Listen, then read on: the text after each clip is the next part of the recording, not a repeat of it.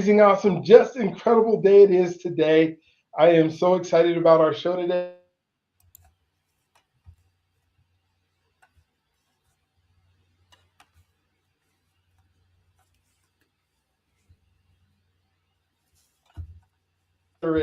And I have been watching some of Roy's podcasts. I've been trying to learn from Roy. I've been trying to figure out how I can be like Roy is. And so it's so fun when you have, when for most podcasters, I would say, or most people who start, and I think the statistic, and Roy, you might have even a better statistic on this, but like 90% of the people who start a podcast never even get to 10 episodes. They decide that, I'm not good enough, or they thought that they were supposed to be really good, like in the first 5 episodes, and they found out that they weren't, and they said, well, how come people aren't listening? Well, it's because you aren't very good. And that, and people think like you weren't even good at tying your shoes by only 10 times, and they think somehow they're this expert in being able to do this format and do this stuff when they're, after they've done 10 episodes. So anyways, they don't do it. Then you get to a list of people who will do, why they'll say I'm doing one a week or something like that, or I'm doing, one a month. So that means in a month or in a year they've got to like 12 podcasts, and they still aren't very good at that point. Maybe if they're doing one a week, they're starting to get pretty good. Once you get over 100 podcasts, I think now you're starting to begin to, that might be where the level is where you're saying, wait a minute, I'm actually pretty good at least having a conversation with somebody. I mean, there's a few people that aren't. And then you get to a person like Roy, who has over thousands of podcasts, and he's really good at doing it. And those are the people, like when you think about mentors or people that you want to be like, Roy's one of them, where he's not only good, he doesn't just have one. I really don't even know anybody who's got over 500 podcasts who only has one podcast. By the time they get to that many, they have different interests, they have different audience, they have their right fit audience for this podcast and a different right fit audience for another podcast. And I know you are the same. And so I've asked Roy to come on today. I want him to tell his story. I said he can start his story like we do of all of our guests anywhere in life where he wants to, and then we'll end up somewhere. And we're also going to talk about podcasting because I know there's a lot of folks out there that have decided, hey, I think I want to do a podcast. I'm just maybe not sure why, or maybe not sure how to get started. And maybe we'll jump into a little bit of that after we find out a little bit more about Roy. So, Roy, thank you for being on today. Thank you for being willing to come to my little show compared to your big show. But I can't wait to have this conversation with you and to see what life has in store for you and I today. So thank you again for being on. The floor is yours. Please tell your story however you would like. No, thank you very much for having me on, Brian. The first thing I'd say is don't ever say small little show like mine, because if you can touch one person's life, it's massive. So never kind of put too much emphasis into how many ever downloads that it gets, because you're sharing good information. And if that can help the person, I believe that a podcast lands on the person's lap when they need to hear it. And I mean, I know you talk about trusts and everything. That can save someone's life and turmoil, because sometimes people, they don't have the funds and they need it when they experience loss of a loved one. And if they actually get the information from you, they don't have to go through probate. So what you're doing can impact somebody for the better. So always remember that. So I suppose I'll go back a good bit. I'll go back to the baby Roy. I was entrepreneurial from a young age. I was at 9. I was going around washing cars. I was delivering leaflets. I even started doing a bit of gardening. Realized very early, after 1 or 2 days, I don't like gardening. That's hard work. Washing cars was a lot easier. At 11, I got a newspaper round. So I was doing newspapers. I did that up to college. With the money from that, at 14, I bought a lawnmower, and then I was going around cutting grass. I got my first, I think, I don't know, was I 17 or 18? I think I was 17 when I got my first motorbike. And then around 18, I kind of realized, hey, I can buy a motorbike, paint it up a bit, do a few bit of wiring and sell it on and make a few £100.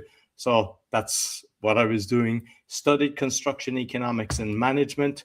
Then I kind of got a rude awakening. I thought I'd walk into a job, and we call them Dear John letters. and had a big pile. So then I had to do another course after doing a diploma, and I done a course with construction site supervision with a government organization. And that's where I kind of saw a bit of fraud at the time, because they were getting us to do Foxers and they were getting paid. They weren't paying us. So they were just getting all the students to do stuff. And I didn't like that. And I saw they had a computer, and I asked them to get me an AutoCAD book. I read AutoCAD from the start to the finish. And then I got work experience doing AutoCAD with the council. And then I started working for one of the biggest mechanical contractors and worked my way up. I started as an AutoCAD technician, worked my way up to contracts manager with them. I was running a load of jobs, multi-million-pound jobs. Then I went with another company as a regional manager for 3.5 years. And in the meantime, I kind of met a Polish girl. And when I was visiting her parents, I saw, oh, properties, okay, here. I had bought a few properties in Ireland. At this stage, I had 3 properties. And I set up a business for Irish investors, mainly at the time, to buy a property in Poland, never planning to move there. So I was kind of doing like 1 week a month. But the relationship ended and she was going to take all the clients. So I kind of had to make the jump.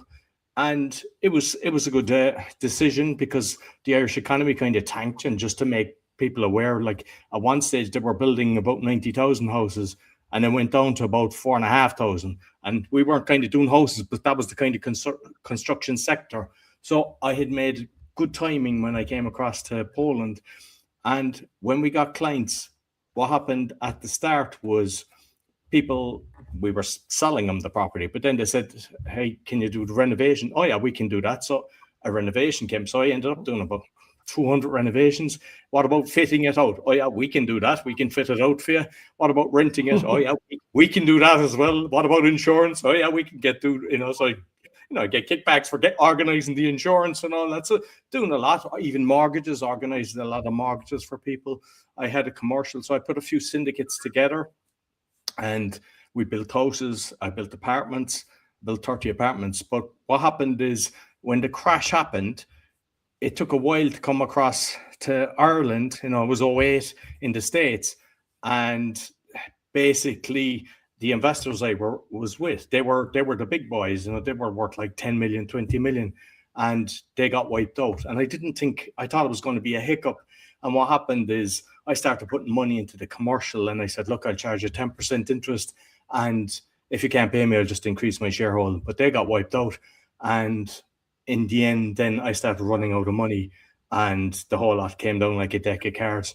And what happens usually with a limited liability company is kind of, oh, I lost my money. You brush yourself off and move on. And in Poland, and the accountants or the solicitors didn't tell me this, I was the president of a lot of companies, and I was personally liable. So instead of making about $5 million, I was personally liable for $5 million. And then through that, went through kind of, I suppose, saw so much corruption. I've had over 100 court cases. And my whole mission to get it to my podcasting is, eventually I cleared the decks, and I went to an event, and the event was What's Your Quest? And I said, okay, I want to expose this, because I saw so many people being the fraud that was going on. I said, I need to expose this. And there was brilliant speakers there. I, at the time, never liked public speaking. It was something I was shy growing up, even though I could go around and ask people, do you want a newspaper? Do you want your grass cut? That was okay. But going to the bar, I wouldn't go up to buy a drink. I'd get my friend. I'd give him the money when it was my round. And even when I was running multi-million-pound jobs in Ireland, we used to have clients. We were doing a Johnson & Johnson job. The client was there, architects, builder, and my voice would go when it was my turn to talk. So I knew at this event, What's Your Quest? I needed to overcome this fear of public speaking. Went back to Poland, and I said, all right, there's a Toastmasters club. I'm going to go there. And being the strong, confident guy, I had to get 2 of my friends to hold my hands to bring me along. And I said, this is great. And they said, we don't have time. And I was too shy to go back. And the only reason I joined was a new club opened about a month, 2 months later. And I said, all right, they're all going to be new. Went there. Do you want to sign up? Yes. Do you want to do a speech next week? Yes. And I just went all in. I just spoke as often as I could. I joined the club that I was afraid to go back myself. I formed my own club, International Entrepreneurs.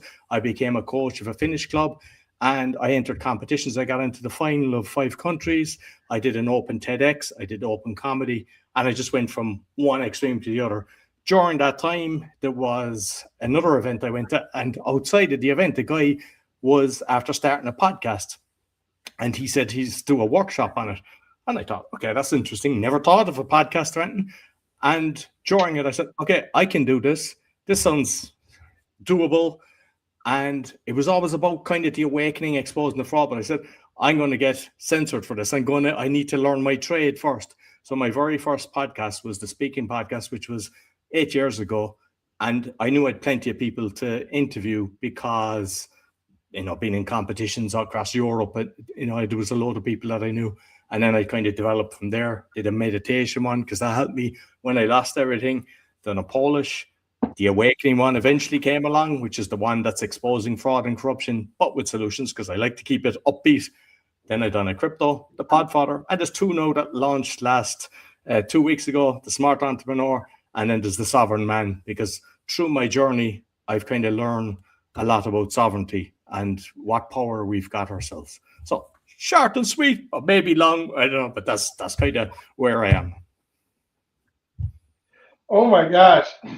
I'm trying to figure out even where to start at this point because there's so much to unpack in here. Maybe we'll start out with maybe a little bit of origin story of you. Like I know in your journey that you told us about, you talked about Poland, you talked about Ireland.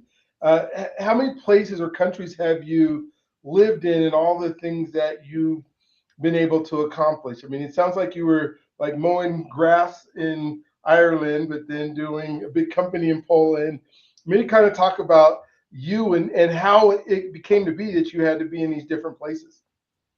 So I've created, it's now going to be 21 companies that I've done over my years, and in 6 different countries that I've had: Ireland, England, UK. The new one is going to be in the US. I have an Estonian company.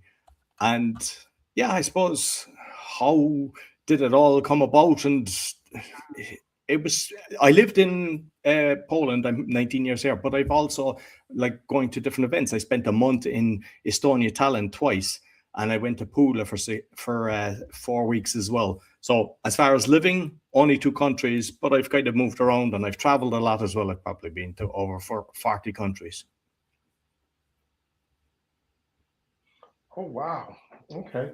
So I really have to ask you your identity and how your identity was formed, because it sounds like I can't imagine your identity as a kid and saying, this is what I'm going to do with my life, is anywhere close to where you're at now. Plus, you've been through a place where you lost a whole bunch of money, found out about corruption in our world. You probably had this ideal, this is my identity is based on how others treat me and that kind of stuff. And then you really understand a little bit and what it's meant to you and how it's changed over the years.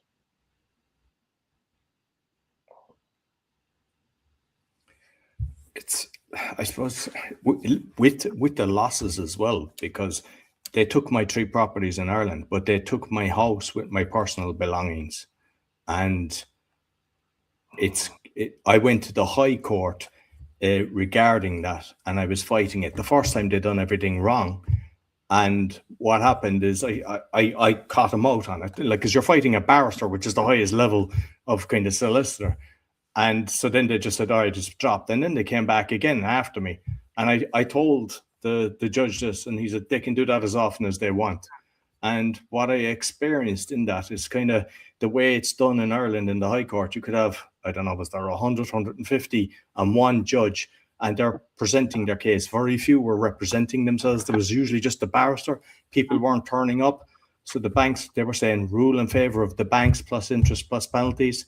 There was one woman, she came along and she was having a piece of paper. She was shaking. She said, my husband has died from cancer. And the judge was like, oh, I'm very sorry, but yeah, nothing I can do.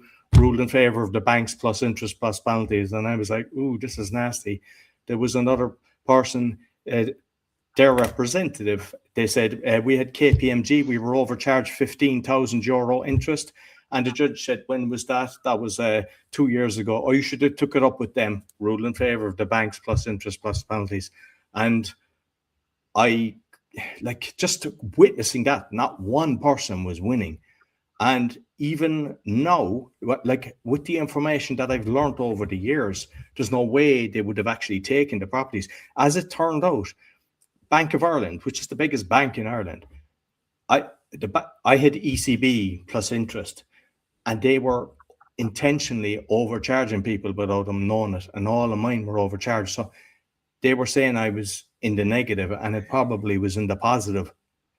So, like, the whole system was, and by me investigating, like, the UK, even the States, most of it, everything is structured in such a nasty way. Even if you look at when they're signing they're pretending they have a warrant, a lot of the times they don't. They just make it up. And people then are forced out onto the street. So that kind of, everything that I'm doing has fueled my passion to stop this. And all of my shows are kind of connected with that as well. To, like, one, the voice for the speaking, two, the meditation, find yourself calmness and be in control, that you can kind of stay in, because when you lose everything, and this is probably an important thing for any of the entrepreneurs, anyone, we all get curveballs in life. And what I found is, I came across this 6-phase meditation, and I changed it because it didn't kind of resonate, but I created my own one. And what I did is, like, grateful. So when you lose everything, it's like you're getting, I mean, the way the credit card comes, I wish I had recorded everything. They're ringing you every day. You just lost everything. You're empty. They ring you and abuse you as if you are Houdini and you can create money out of thin air. And the same with the banks. They're just abusing you. They're threatening to put you on the newspaper and all this and make judgments against you.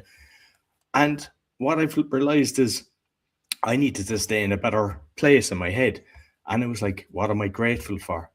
And it was kind of like, all right, I've got a roof over my head. My parents, they've got my back because they know I didn't do anything fraudulent. I'm getting a cuddle off my son. Just, I'm okay. It's like, that was one of the things. And the other was the act of forgiveness. And a lot of times people have business arguments with people, even relationships, and there's hatred there. Or even people that get abused and just they need therapists, and they go to therapists for 20 years and they think the therapist is great, but it's like the therapist is basically just a good businessman. And I said, I have to start forgiving these people, because it was, you're getting angry thinking of all the different things that had happened. So some were easy, others were big numbers. And how I managed to do it is, I brought them back to the child. Because when you see a baby, there's nothing more beautiful. A baby looks at you, a baby grabs your finger, it's just beautiful. I said, they were once like that, pure and sweet. And it was external circumstances made them who they were, whether it was abusive parents, alcoholic parents, or even parents that worked so much that they took their eye off the ball and they started hanging around with the wrong people. But what happened by doing that, I was able to forgive them. It doesn't mean that you go along and shake their hand, you still kind of, but what you do is you lift it from you, because, like, the memory of pain, it poisons our cells. And once you can relieve it, you're able to just kind of get on with it. And how you kind of know you do that is sometimes when you're talking to somebody and they're telling you about their story, they're reliving it and they're back in the memory, and you see them quivering, you see them getting, and when you do that, you're no longer there. You can talk about, and it doesn't hurt you. It doesn't bring you back into it. So I'd encourage everyone, no matter what they're going through, whether it's divorce, because sometimes people, just hatred, just forgive. Try to accept them. It doesn't mean that if somebody is fraudulent towards it, that it's all good and we get back to buddy. No, you're not. You don't have to do that. Or even, because I've talked to somebody recently and it was like, abusive parents. You don't have to make contact with your parents again if that's not what you want to do. But what it's doing is it's freeing it from you. And I'd encourage everyone to try that, because it's really powerful exercise.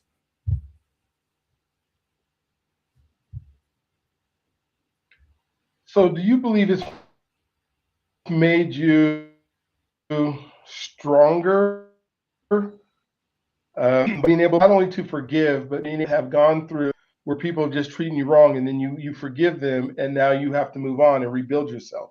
So after you rebuilt yourself, were there lessons that were learned that just made you a stronger human being and able to be more resilient? Is that accurate? Eh, Definitely, but also, I mean, even though I'm kind of like, I was shy, I would never tolerate anyone abusing you or anyone that thinks they've got power over you. So, for Mm-hmm. example, when I was going through a lot of this, like there was one, we had a tenement building, and they just decided, like, if somebody had threw alcohol bottles in our thing, we were getting massive fines. And it was like an intentional attack on us because what happened is, Mm-hmm. like, this is an interesting one. There was we had two tenement buildings, and one was in the city center, and the other was just kind of like 15 minutes outside. And the way it is they're supposed to pay you the rent. But when they don't, then you can do an eviction. But I never want a person to be thrown out in the street. I want that the city looks after them, and that's the way it's supposed to be done. So the city come along and they say, "Oh, we've got nowhere from," so they're supposed to pay you the rent, but they don't. And then you have to sue the city to get your rent. And unfortunately, you can't do it as a group. You have to do it individually. They've orchestrated it like this. You have to pay your solicitor up front, you have to pay the court fees up front. And I was losing cases on technicality. In one case, when we had bought it, it was like $1 per meter squared. And the judge says, we have to check an engineer to see were they overcharged. And I just lost it. And I had to pay for that. Like, you're paying high cost for an engineer to go in and check, backdating it. And I just started screaming at the judge, and she put her head down. She knew it, but she was told what to do. I've screamed at the police officers when they were doing, the rubbish police, I call them. They do the same thing. They put their head down and they nod. And I've kind of realized that don't give your power away. Not being aggressive, but when you see people that are abusing you.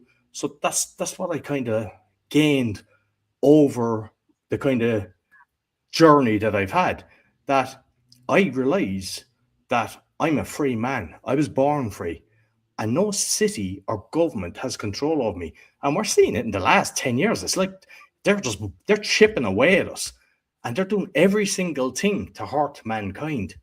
And it's like, what you need to do is, I'd encourage everyone to go away and learn about common law, natural law. Sometimes in the States, kind of, they say UCC, Universal Commercial Code, and just realize every single thing they do to you, they get you to sign. And the power of your signature. It's like if you're jaywalking, say, I get it. If I walk out in front of you and you have to jam on the brakes, I get it. Yeah, I need a fine for that. But if I'm standing on the street and it's a small street and there's nothing coming, and why should I wait 5 minutes? Like in Ireland, we never wait, we just cross. In UK is the exact same. But in Poland, it's like the States. They have the police waiting there, hiding to just give a person a fine. But what you'll notice is they'll go, sign that. They make you sign it. Oh, What are you wow. signing? You're confirming that you agree to what they've just given you. And every time you get letters, whether they're from bailiffs, whether from whoever, they usually just say it's me. They'll say Mr. Roy Coughlan.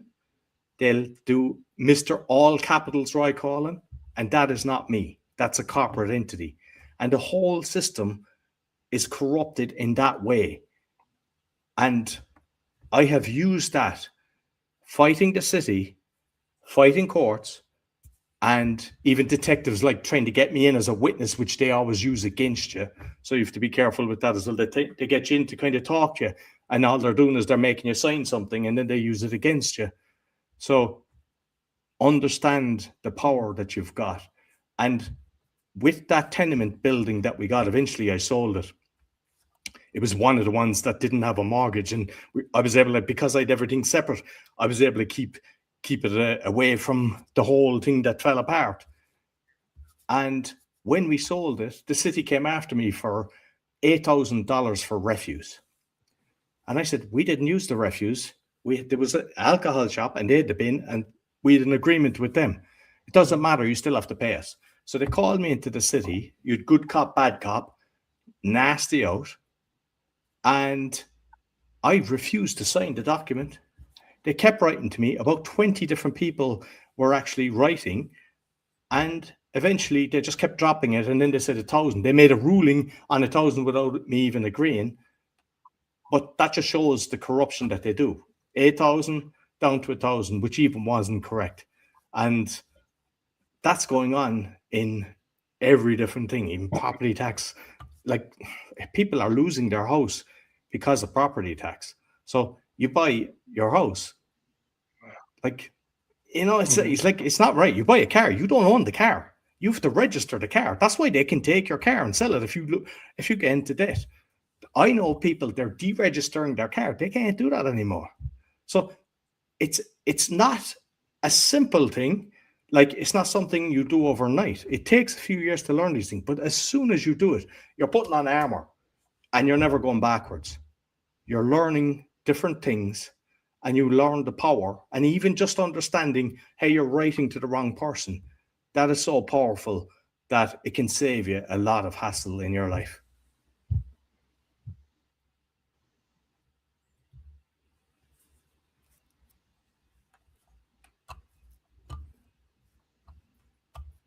Wow.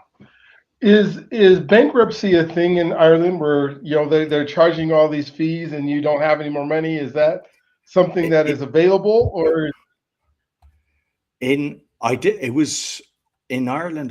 I forget, is it like that it lasts with you for 10 years or something? It's not like America. America, I think, is like a year and then you get to, you know, start afresh. In Ireland, it was something like 10 years, but all of my stuff was in Poland. And I was going to do it.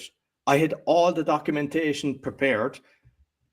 I was half an hour about to submit it. And I said, I'm not doing this because I'm going to be tarred with this brush for the rest of my life. And I just decided I'm not doing it.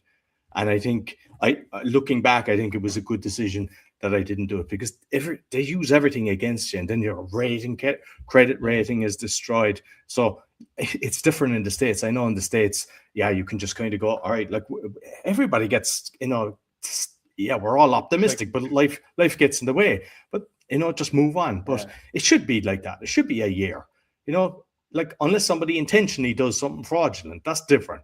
But if something like the market changes or somebody's business is shut down because of lockdown, like, that shouldn't affect you for the rest of your life.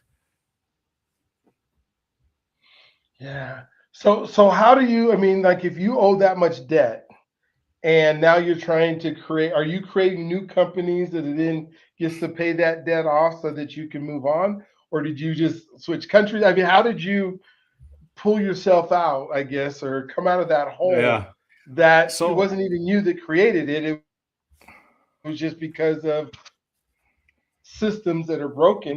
How do you do that? So what happened? I suppose it's strange how the whole lot happened. I mean, one of the solicitors, they just ran for the hill. Like, I was lucky. The Irish solicitor and accountants that I dealt with for years, they were very helpful. They kind of would give me advice and stuff like that. But the Polish solicitor, as soon as the money ran out, they were gone. Like, they just, you're on your own. And with an accountant as well, it was kind of similar. Thankfully, one of the businesses was with another accountant, that tenement building, and he was very helpful. He was helping me a lot. And I suppose I'm after losing track there now. So could you repeat the question there, Brian? Sorry.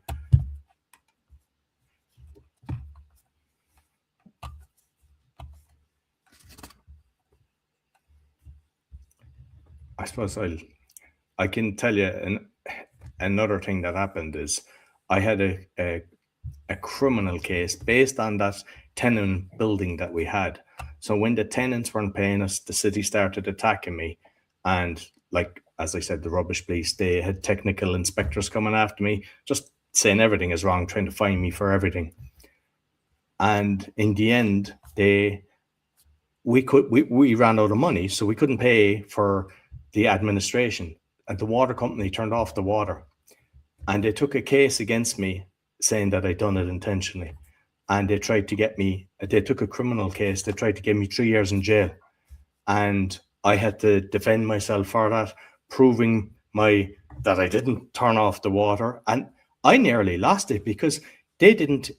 There was 3 tenants. What happened is when the water turned off, we call them like the rats left, because nobody was paying, but yeah, they don't have water now, so they just left. But three stayed, 3 or 4 stayed. It was 3 stayed, and they took a case against me, and they got the detectives, and as if I turned it off intentionally.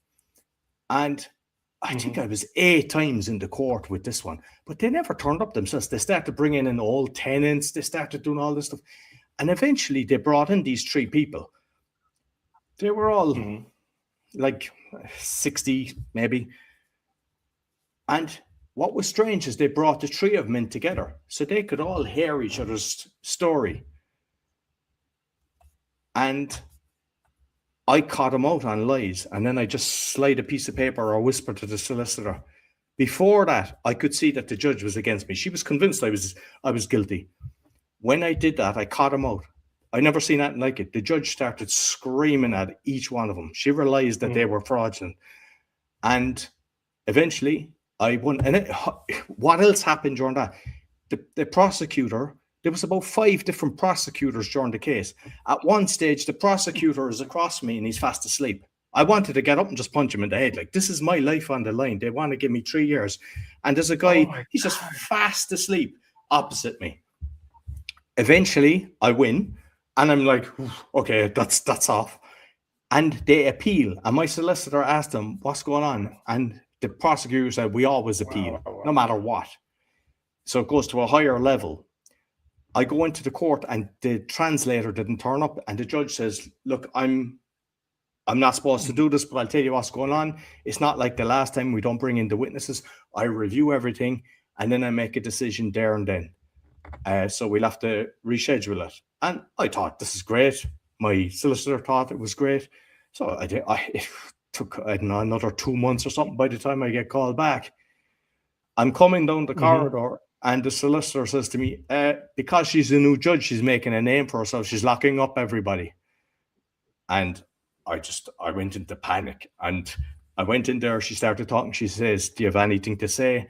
And my voice went. It was like the shiny. I started quivering. I was like, I went into shock. But thankfully, she ruled in my favor, and I got up. But it's like fraud that could have just changed like that, and I could have been locked up. And it's like, there's so many people that have been locked up that are innocent. And that's what frustrates me, and that's what my passion is, to try to help people to understand this. And from the knowledge that I've got, even when they're trying to get you into court, when they're looking for the corporate entity, you don't do it. Because what's happening is sometimes people are going into court and saying, you don't have jurisdiction on me, and they're getting in trouble. They're basically calling out the judge, trying to say, prove that you have a right over me. And that's the biggest mistake. The thing is, you don't go into the court. You call them up before they get in there, and understand the language as well, because there's so much language. Yeah. Oh my gosh. So you work through all this. You get out. We're not doing apartments no more. We're not being a landlord anymore. And you decide at some point that you want to start podcasting. And I would love to kind of hear your podcast journey. Like at the beginning, like I said at the beginning of the show, I believe people are not very good when they get started, because one, they don't know what they're doing. Unless they've just I was even in radio and stuff before, and I don't believe my first shows were very good because it's a different format. Kind of talk about your podcast journey and what you've been able to do and accomplish through this journey. So there's currently 8.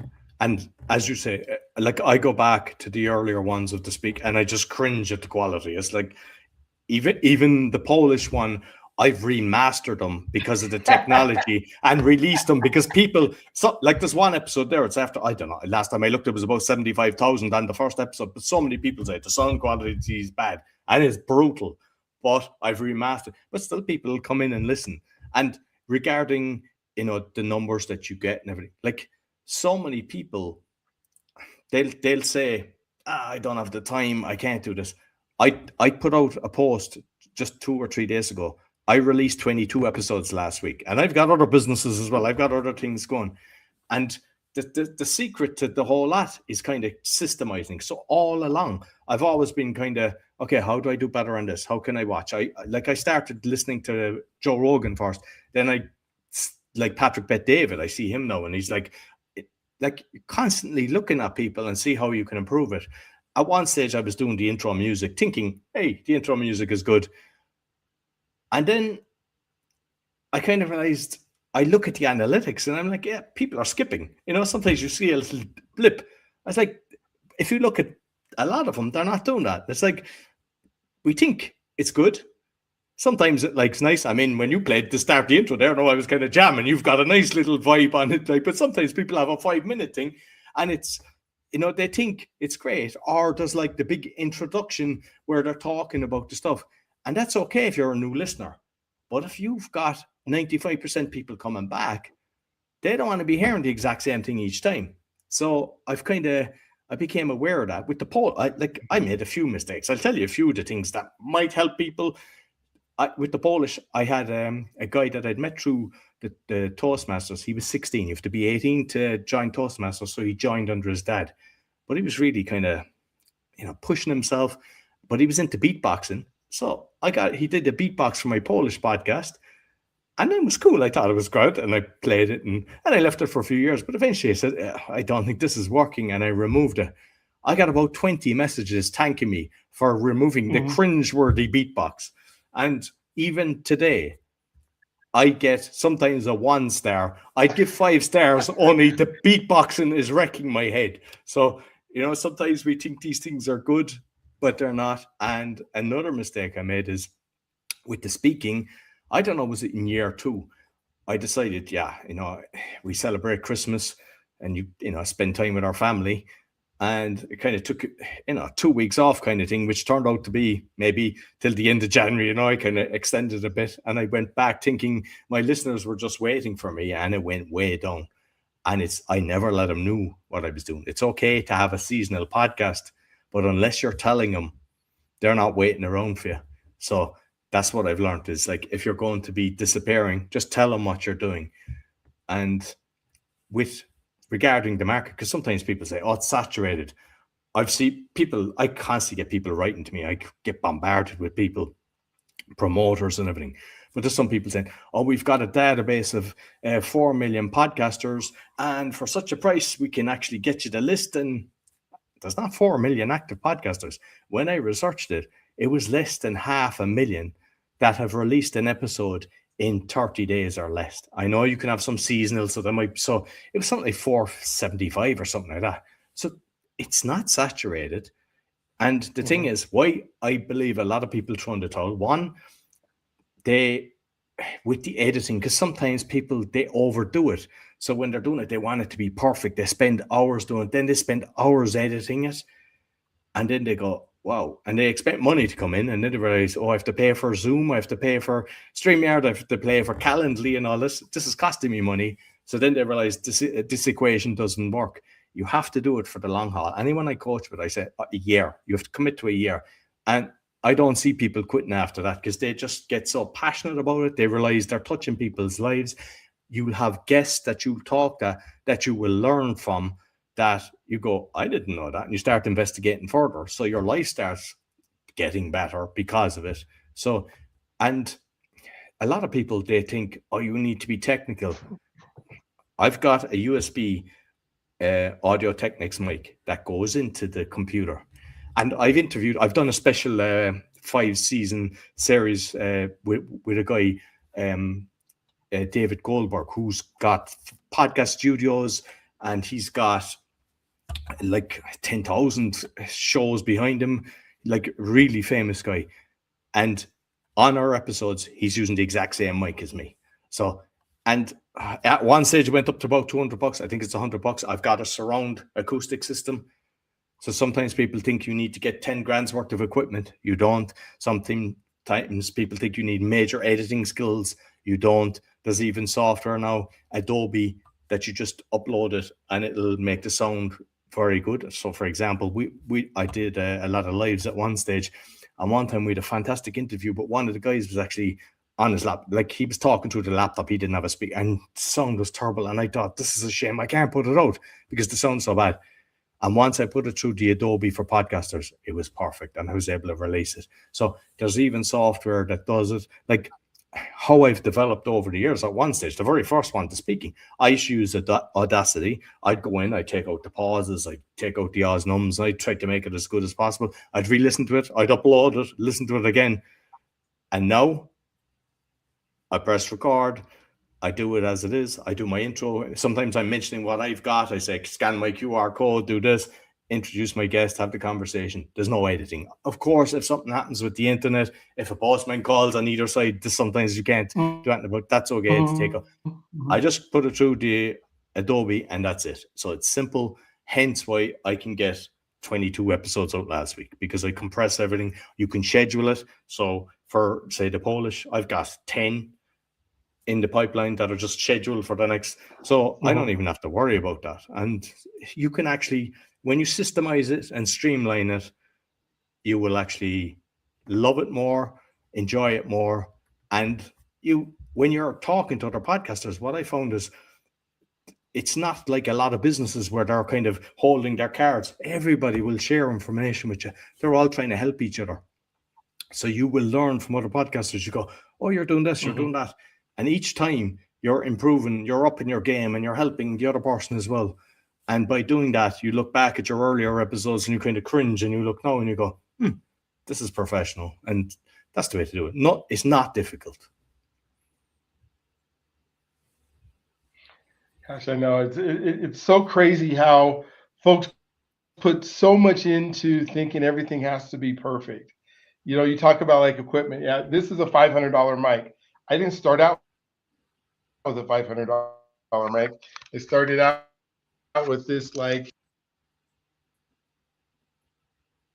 Jabra, this is a speaker and a mic at the same time, and it sounds just fine, to get something started. And you go, well, okay, until you make money. But like folks think, oh, I gotta have this major studio, right? The behind me is the two pieces of plywood, and I hung some pictures on it. Plywood's on a wall, and went to bought some. I know you guys don't have Amazon there, but went and spent $26 in Amazon for two lights and a little shelf, and in a fake plant. It can't die because it's sitting there behind me. Okay, so, and I didn't do that at first, right? At first, I was just, in a room in my kitchen, and then you could see the window and the thing. But because people are trying to listen to content, especially if you're not trying to do video, right? If it's just an audio, then it really doesn't matter if all you're doing is an audio podcast. But like you said, if you're not willing to spend a year to get better at talking to people, get good at answering questions. I don't know if you know that. So I used to work with Patrick David in early 2000s, and I spent 4 or 5 years with him. We were in the same business, kind of mine or whatever you call it. And so I saw him every single day. I mean, we talked every single day. And the man that he has become right now, compared to who he was, back in 20 years ago, is just phenomenal. But he's the same. I mean, he didn't start. If you look at some of his older videos, some of the stuff he was saying and his haircuts and all that, you go, who is this dude? Who is he talking about? And we think about, just it's okay not to be good. Well, here's what I would even say, and maybe you can agree or disagree with me, is your first 10 to 15 episodes, it's okay that there's nobody watching them because they're not very good. And so if you had a whole bunch of people, they would tell other people that you're not very good. And so you don't want a whole bunch of people when you first get started in this world. So you have one podcast and you move to another. And I would love to kind of, why did you add more podcasts? Because that's more work. And then I really want you to talk about monetization, because I think a lot of people think if I'm going to start a podcast, I got to make a whole bunch of money at first. And then if I don't make a whole bunch of money, I'm not going to do it anymore. The second one was the meditation, because it helped me so much. And when I was listening to different meditation, one disappeared and the other became, you had to pay for it. And I was like, you don't be paying for things like that when you're losing everything. You're just watching the pennies. And I said, I've got a meditation that's free forever. So I have interviews, but also meditations from 2 minutes to 2 hours. I cover different even religions. I just want to find someone to find peace for themselves. It doesn't matter. I talk about chakras, yoga, lots of different things. Breath work is very powerful. Get a lot of them. So that was kind of the next one, the Polish. And with the Polish, when I came here first to Poland, I went to the university and I did a month full, and it was a waste of money and time because they were just talking Polish. I hadn't a clue what was going on. And then I got classes, and what I've learned is most people just need to speak. So I designed this. I'm the student, and then there's the teachers, the co-host. And I do it like, okay, if you go to the mechanic, what you can talk about.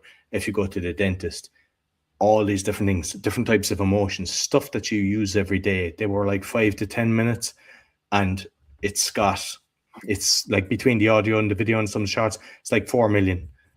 It just worked. It's strange, an Irish guy teaching people Polish, but it just worked. But I did it the way I like it to learn, instead of pushing grammar and everything. So I used a style that I think is very good. So that's why that was successful. The next one was The Awakening. I mean, I've had really famous people. I've had Mickey Willis. I've had Dr. Peter McCullough. I've had John Perkins. I've had a lot of famous people. And that's an important thing as well. Sometimes people think if you get a certain person, you're going to get millions of downloads. They're not telling everybody, hey, go listen to Roy. A lot of people think, I've made it. I remember I got David Icke on the 9th episode. And that's an important one as well. I had it in my belief system. He's going to come on. Sometimes people think I'll never get such a person. Don't have that. Believe they're going to come on. I made a list of people that I'd like to have on. I got them on. So it's like, don't think that you can't reach out to people. And what I found is most of the good guys, they're not asking about your numbers. It's about the message. There's some people that I've asked and they're like, oh, send me all your downloads and everything. It's like, the minute someone does that, I don't want nothing to do with them. It's like, it should be about getting the message out to people. I mean, I got this, bar the 2 new ones, all the 6 are in the top 5%, 4 have got to the top 0.5%. But even if there was like only 100 downloads, it doesn't matter. You're reaching the right people. And if they're sharing a message that can help anybody, it's worth doing. But yeah, the shock is that like David Icke isn't kind of telling everybody, yeah, go on to the Awakening podcast, you're going to get a lot. It does get a spike, without a doubt, it gets more views, but it's not the key to success. I think the main thing is to make sure that you're providing value. And like every time I'm talking to people, and I know you do the same as well because I listen to some of your shows, you're thinking of the listeners. You're kind of guiding it that how can we provide value to them? Where some people don't, the ego gets in the way and they just have a chit chat and stuff like that. And it's like when you know that you're trying to help people, that makes a big difference as well. And sometimes like people think, I'm not getting thumbs up, I'm not getting engagement. And I'll ask you, Brian, like maybe you scroll through TikTok or you scroll through something else, the last 100 videos. How many of them did you give a thumbs up to? You might have liked 10, 15%. We tend to just enjoy it and move on. But then if we're not getting thumbs up, we think we're a failure. So they'll tell you when they don't like it. So you're good when you're not getting the thumbs up and stuff like that. So sometimes people think they're not getting engaged, so nobody's listening. And that's not the case. Like people are listening. And eventually you'll see the comments coming through. They'll comment on the YouTube or they'll comment now on Spotify. People can comment and just engage. That's something like I've 1850 released. I've probably done 2,000 episodes between guesting as well. And I always comment myself. I don't outsource that. Because I like to get the feedback because that's helping me improve the show as well. And like how you can learn, when I got people on about the sovereignty, I decided, this is getting a lot of downloads. So then I got more and more, but I was benefiting from it as well because I was upping the level from all the knowledge that I was getting. So even now I have one guest that comes on monthly that he's been doing it for about 2 years. He's even booked up to January of next year. Every month he comes in and we have a fantastic conversation. I know the listeners are benefiting a lot from it if they heed what he's saying, but I'm benefiting as well. So I'm going, this is great. And so you can actually learn from your shows as well. Because sometimes people, they can just go along and do whatever is their passion. But if you see your listeners, hey, they really like a certain team, bring more people in like that and serve them. Because at the end of the day, they're the ones that's actually keeping the show going and making it successful. And when you do that, they'll appreciate it. And you see people engaging then as well. And when you do that, acknowledging someone, if someone writes a nice comment, you say, you acknowledge that they've written something nice. They've spent time to actually do that. And they become kind of loyal fans then, because they say, oh, he's heard me. He's not just a guy that just ignores me. So that helps as well. And another one for those thinking of starting or existing is there's other platforms instead of YouTube. So there's BitChute. Most people don't even know about BitChute. And I even have the teacher, because I was paying money towards them at one, because I was appreciated, because I got kicked off YouTube. My crypto got kicked off, my awakening. They never censored me, so I was kind of appreciating that. But like my awakening has over 500,000 on BitChute views. So and some people haven't even heard of it. There's Rumble as well. And all I say is systemize everything. So when you're creating your audio, your title, just do the whole lot together. That's what I do. I just cut and paste, and create my thumbnail and let them all off into the ether and let them do their magic. And by systemizing it that way, you'll do it. Instead of going, when I get a chance, I'll do the BitChute. When you're doing it, it doesn't take, it's probably an extra 5 minutes. You do the whole lot together, and then you get way more downloads. Because I create an Excel sheet of everything I do, and I kind of gamify it just for myself. I try to get a 1% weekly. So I have, when it's a 0.5% increase, I have it yellow. So on all the different things I do, audio channels, BitChute, Rumble, different things, even TikTok, all the different things I'm doing. When it's 1% is green, and if it's 2% is purple. And I try to get as much purple as I can. And my numbers are just constantly increasing because I'm paying attention to it. And there's times I go, why isn't that moving? Oh, I forgot to share this. So for example, the Polish one, I'm in nearly 50 groups for that. So what most podcasters do is they go into podcasting groups and they share their information in the podcasting groups. They're sharing their episode. And I say it's the exact same as going to a doctor's convention looking for a patient. Everyone is there hoping you're going to find their podcast, love it, and follow it. That is not the place to be promoting your podcast. Like I'm in Foreigners in Much, Foreigners in Poland, Polish, but they do it. Like there's so many people do that. But I'm in like the Polish. I'm in Polish in Chicago. I post the episodes and the shorts there, and then people give a thumbs up or a heart. I click on that and then I invite them to the page. So it's constantly increasing. And I do that with all my shows. And yeah, I know I have it that I put up the YouTube. I do the timestamps myself. I edit them myself. And my team then takes it, create the shorts, and then they put it on the BitChute, the YouTube, and the Rumble, and the Facebook. And like they're all linked. And like the shorts, they all work. So another trick that really works is a lot of times people are using the software. There's Opus Clips, there's the script. There's a load of different things that you can use for creating the shorts. But the problem is Facebook doesn't want you to leave Facebook. LinkedIn doesn't want you to leave LinkedIn. They all want you to stay on their platform. Exactly. When you put up a clip and you go find the full episode here, they're going, well, we're not showing that to anybody because we don't want them to leave. And then a lot of people started doing, find the link in the comments. So then they'd put the link in the first comment. That worked for a while. Then they become aware of that. Mm-hmm. What we do is our shorts, one of our clients, we put a QR code. For me, I put my website. It's just my name.com. And so if people see the clip and they like it, they just go there and that takes them to all my podcasts.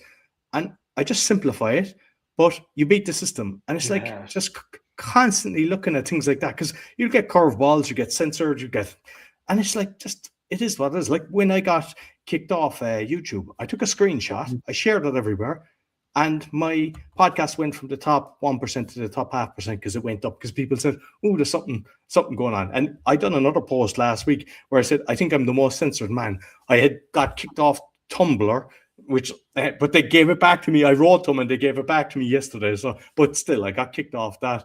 I got 3 channels from TikTok removed, link three channels removed. I'm just everything, but I never let it hurt me. I'm just kind of going, all right, it is what it is. And I suppose this is an important thing as well, is sometimes people talk about controversial things, or there's always going to be haters. And just say you've 100 comments coming towards you. What happens, unfortunately, is you could get 99 beautiful comments saying, hey, you've got a great voice. Hey, I love your background. You've got a great... And someone bashes you so much. And unfortunately, the majority of podcasters, they put their energy towards the negative and they don't think of the positive. So what I say is either print it off, copy it, have it somewhere. Don't give the energy. Don't engage in a conversation with these, I call them Billy no mates. Concentrate on the love and put your energy towards the love, and don't ever, because I've seen podcasters, they throw in the towel, they go, I can't handle this abuse. Even like I've seen so much comments for the Polish, like I just laugh. I just laugh at it. It's like I don't let it in. So pain doesn't hurt if you don't let it in. So learn to not accept it. And even if, because someone can say something really just if it does, it can rock you. You can go, ooh, that's nasty. Delete it, report it, but don't engage in a conversation. But then start looking at where the love is coming from and put your energy towards that. And then you'll never throw in the towel. You just keep going and enjoying the process. Yeah. Absolutely. Well, Roy, this has been an amazing conversation. We're just kind of at that time where we just spent a whole bunch of time together. And this is not going to be our first podcast together. This is not going to be it is our first, but it's not going to be our last. And I just can't wait to have more conversations with you, to have this conversation and then be able to move it forward and have people listen to them and go, wait a minute, I can do that. Because I think for you and me both, one of the biggest things that we want is for people to be successful. We want to serve others in a way that allows them to get the best out of what they want. And so no matter what, you and I are going to be together. We're going to talk about it. We're going to help people grow themselves so they can be part of this world that we're in, without quitting. Because I think quitting is one of those things where you don't feel good about yourself anymore, and you don't like what you've become as a result of it. And if we can help people stay just a little bit longer so that they can receive, like I said, success isn't how many subscribers you have. Success is the people that you impact throughout the way. And if you've impacted one individual, one person, because they're a better person because you spent 20 minutes, it's worth it for the conversation. And so thank you for being on. Thank you for your time. Do you have any one last thought that you would love to give everybody before we finish today?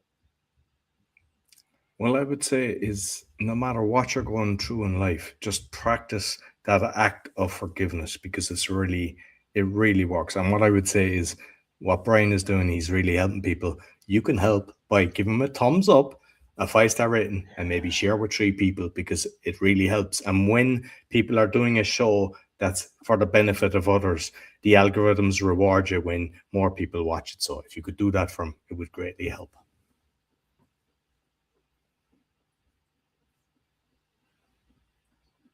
Yeah, thank you so much.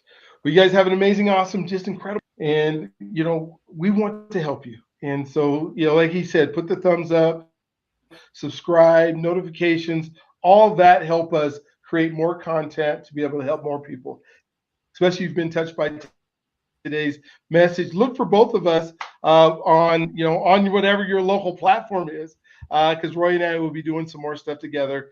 And you guys have an amazing, awesome, just incredible day today. We'll talk to you.